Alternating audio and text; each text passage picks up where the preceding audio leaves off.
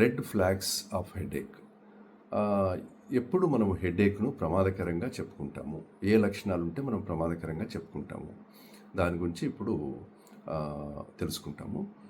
So ఇవి ముఖ్యంగా ఈ సాధారణంగా హెడేక్ వచ్చే వారిలో 97-98% ఆఫ్ వారికి సాధారణమైన హెడేక్సే వస్తుంటాయి.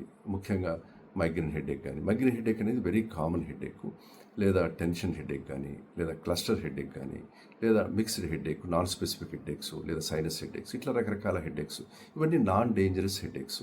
ఇవి మందులు తగిన జాగ్రత్తలతోనే తగ్గిపోతుంది.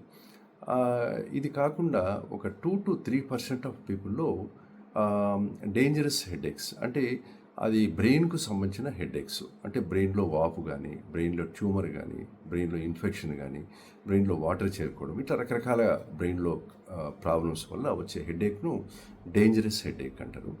ఈ డేంజరస్ హెడేక్ లక్షణాలు ఏ విధంగా ఉంటాయి, ఎప్పుడు మనము ఎట్లా కనుక్కుంటాం అనే దానికి ఇప్పుడు మనం తెలుసుకుంటాము, దాని గురించి మాట్లాడుకుంటాము. ముఖ్యంగా ఇప్పుడు హెడేకు గ్రాడ్యువల్గా అది సివియారిటీ పెరిగిపోతూ ఉంటే అది డేంజరస్ సిగ్నల్గా మనం చెప్పుకోవచ్చు.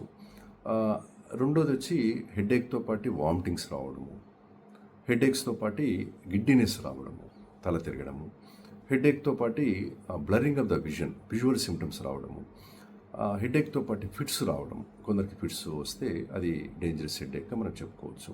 అంతేకాకుండా ఈ హెడేక్తో పాటు చెయ్యి కొద్దిగా సచ్చుపడము, అంటే కాలు సచ్చుపడ్డము, నడకలో తేడాలు రావడము, అండ్ హెడేక్తో పాటు మాట తడబడ్డము. ఈ విధంగా హెడేక్లో ఇటువంటి లక్షణాలు ఉంటే దాన్ని డేంజరస్ హెడేక్గా మనం చెప్పుకొని వెంటనే తగిన యాక్షన్ తీసుకోవాల్సిన అవసరం ఎంతైనా ఉంటుంది. సో వెంటనే ఇటువంటి సిమ్టమ్స్ ఉన్నప్పుడు దగ్గరుండే డాక్టర్ను, న్యూరో ఫిజిషియన్ను సంప్రదించి తగిన అడ్వైస్ తీసుకోవాల్సిన అవసరం ఎంతైనా ఉంటుంది.